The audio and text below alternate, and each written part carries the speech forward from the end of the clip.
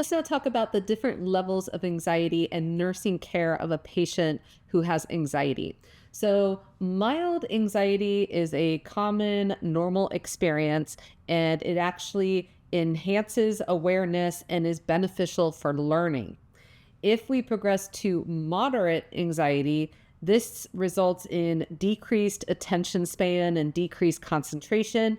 It can cause an increase in respiration rate as well as heart rate, may cause some like GI discomfort and maybe a little muscle tension.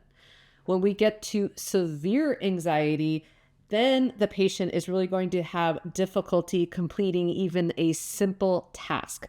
And they may have insomnia, palpitations, as well as hyperventilation.